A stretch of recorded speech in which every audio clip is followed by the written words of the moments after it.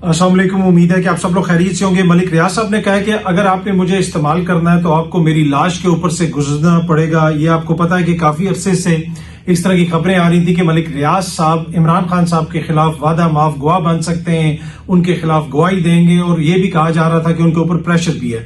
पहले इस तरह की जब खबरें आना शुरू हुई, जावेद चौधरी साहब ने भी ये खबर दी थी, उन्होंने भी इस हवाले से बात की थी, और एक टीवी प्रोग्राम में गालिबन दिसंबर 2023 में, जहां पे जावेद चौधरी साहब भी बैठे हुए थे, मैंने वहीं पे अर्ज की थी कि मलिक रियाज साहब इमरान खान के खिलाफ कोई गवाही नहीं देंगे। मुझे नहीं लगता कि वो गवाही देंगे। उसके अलावा मैं अपने व्लॉग्स के अंदर भी आपके साथ उस वक्त भी मैंने शेयर किया था कि मुझे नहीं लगता कि मलिक रियाज साहब इमरान खान साहब के खिलाफ गवाही देंगे। और अब मलिक साहब ने इस हवाले से बाकायदा एक ट्वीट की है कि उनके ऊपर प्रेशर है, उनको सियासी तौर पर इस्तेमाल करने की कोशिश की जा रही है। कौन उनको इस्तेमाल करने की कोशिश कर रहा है, किसके खिलाफ इस्तेमाल करने की कोशिश कर रहा है, इसके ऊपर एक तरह से कॉन्सेंसस है कि ये इमरान खान साहब वाला जो केस है उसमें उनके ऊपर दबाव है कि आप इमरान खान साहब के खिलाफ गवाही दें। कुछ दीगर लोगों का भी नाम आ रहा है, लेकिन मलिक साहब के हवाले से बाकायदा मीडिया इसको रिपोर्ट कर रहा है। उनकी ट्वीट जो है उसको भी रिपोर्ट किया जा रहा है मीडिया की जानिब से। मैं जरा आपको पढ़ के सुनाता हूं, ये सामने आप देख सकते हैं। ARY ने भी इसको रिपोर्ट किया है कि 1 साल से ज्यादा अरसे से मुझ पर समझौता करने के लिए दबाव बहुत ज्यादा है। मलिक रियाज साहब ने ये कहा है। मैं थोड़ी सी उनकी ट्वीट आपको पढ़ के भी सुना देता हूं। मेरी सारी जिंदगी अल्लाह ताला ने हमेशा मुझे अपने असूल पर कायम रहने की रहनुमाई की है। मैंने किसी भी मामले में सियासी फरीक ना वो बने हैं। ये उन्होंने कहा कि मैं किसी भी मामले में सियासी फरीक नहीं बना। अब 1 साल से ज्यादा अरसे से मुझ पर समझौता करने के लिए बहुत दबाव है, लेकिन मैं कभी भी किसी को इजाजत नहीं दूंगा कि वो मुझे सियासी मकासद के लिए प्यादे के तौर पर इस्तेमाल करे। पाकिस्तान में जदीद तरीन प्रोजेक्ट्स मुतारिफ करवाने पर मुझे और मेरे कारोबार को हमेशा निशाना बनाया गया। 1996 से आज तक मुल्क की तरक्की में उन्होंने ये भी लिखा है कि अपना वो किरदार अदा करते रहे।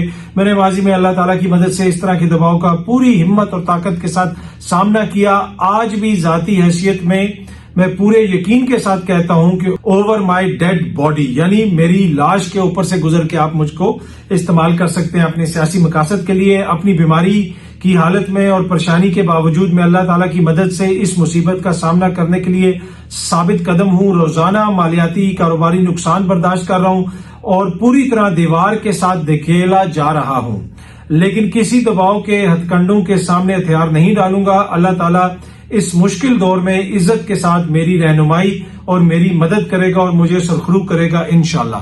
ये मलिक रियाज साहब ने ट्वीट भी किया। अब दबाव उनके ऊपर वही है कि जी इमरान खान साहब के खिलाफ वो गवाही दें। अब मलिक साहब जब उनके ऊपर दबाव डाला जा रहा है और बहुत सारे लोग कह रहे थे कि वो गवाही दे देंगे, वो गवाही आ जाएगी, तो मलिक साहब क्यों गवाही नहीं दे रहे? ये भी एक क्वेश्चन है ना। क्वेश्चन उठता है जहन के अंदर कि जी वो गवाही क्यों नहीं देंगे, या मैंने दिसंबर 2023 में क्यों ये जो अर्ज की थी कि वो गवाही नहीं देंगे। इसलिए कि मलिक साहब एक जहांदीदा आदमी है, उनको जमीनी हकायक का पता है। ये जो मौजूदा हुक्मरान है ये कब तक हुक्मरान रहेंगे, और इस वक्त जो अवामी सपोर्ट इमरान खान साहब को हासिल है, मेरे ख्याल में इस एक ट्वीट के बाद बैरियर टाउन की फाइलों की कीमत ज्यादा हो जानी है। और मलिक साहब एक गवाही दें तो आप वही देखेंगे कि जिस तरह वो कहते थे ना कि जनाब यहाँ पे ये फॉर्म 45 में ये पकौड़े मिलेंगे और ये होगा और वो होगा। आप देखते कि बैरियर टाउन की कीमत कहां से किधर चली जाती है, ऊपर चली जाती है, गिर जाती, अगर वो खुल के इमरान खान साहब के खिलाफ आ जाते मलिक रियाज साहब। इस वक्त जो अवामी मूड है मलिक साहब उसको समझते हैं, और यही वो एतमाद था जिसके तहत मैंने आपके साथ ये चीज शेयर की थी दिसंबर में कि मलिक साहब मुझे नहीं लगता कि वो इमरान खान के खिलाफ गवाही देंगे।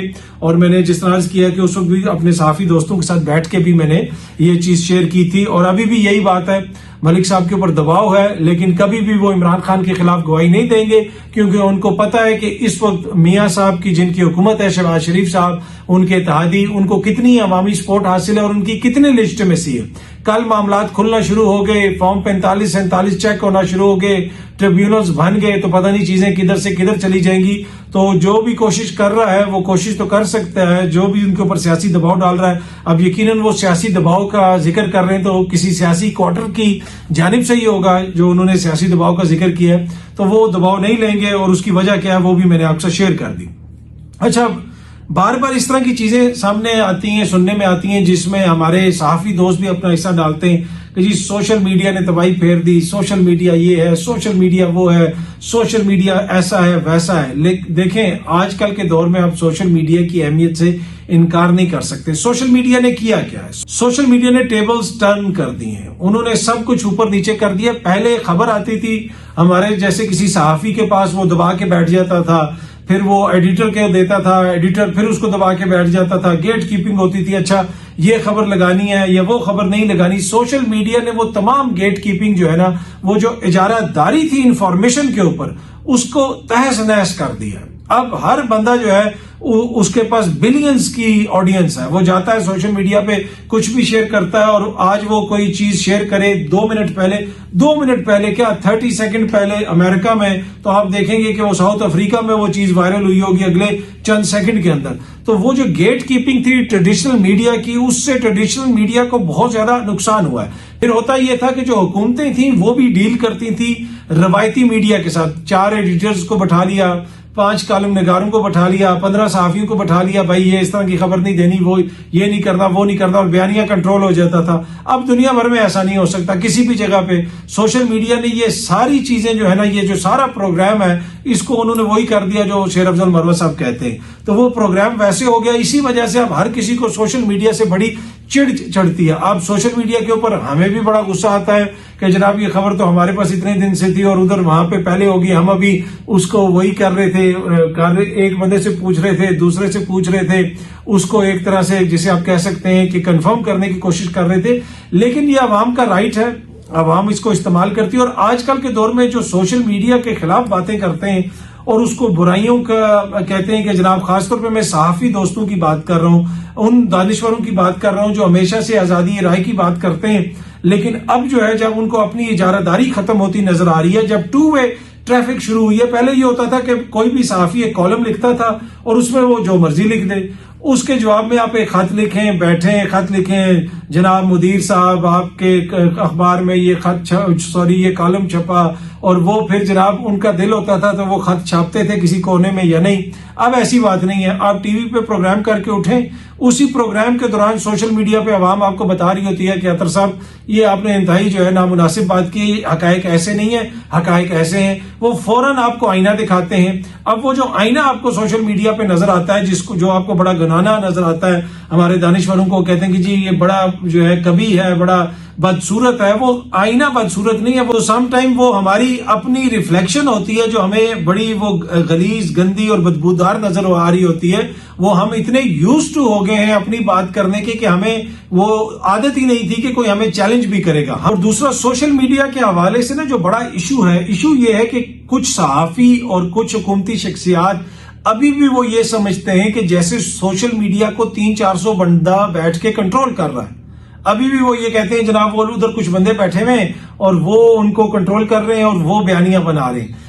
جب تک آپ اس چیز کو نہیں سمجھیں گے کہ سوشل میڈیا بنیادی طور پہ سوسائٹی کا عکس ہے، جو عوام سوچ رہی ہوتی ہے وہی چیز ڈومینیٹ کرتی ہے سوشل میڈیا کے اوپر، جب تک یہ چیز سمجھ نہیں آئے گی آپ کبھی بھی سوشل میڈیا کا جو مسئلہ ہے جو آپ کے ذہن میں ہے، جو کچھ صحافیوں کے ذہن میں ہے، جو کچھ سیاستدانوں کے ذہن میں ہے، حکومتی شخصیات کے ذہن میں، وہ مسئلہ کبھی بھی حل نہیں ہوگا۔ یہ سمجھنے کی ضرورت ہے کہ سوشل میڈیا کو سوسائٹی کنٹرول کرتی ہے، جو سوسائٹی سوچ رہی ہوتی ہے وہی چیز آپ کو سوشل میڈیا کے اوپر نظر آتی ہے۔ ہاں ایٹ دا سیم ٹائم بہت ساری چیزیں ایسی ہوتی ہیں سوشل میڈیا کے اوپر جو حقائق کے منافی ہوتی ہیں، جن میں لوگوں کو ٹارگٹ کیا جاتا ہے، بہت ساری غلط باتیں کی جاتی ہیں، وہ اپنی جگہ پہ، لیکن اس میں بھی کوئی دو رائے نہیں کہ سوشل میڈیا نے عوام کو زبان دی ہے اور عوام کو وہ ٹولز دیے ہیں جس کے ذریعے ایک حقیقی جمہوری معاشرے میں عوام جو ہے وہ بہترین طریقے سے اس کو استعمال کرتی ہے اور اقتدار کے ایوانوں تک اپنی آواز وہ پہنچاتے ہیں۔ اچھا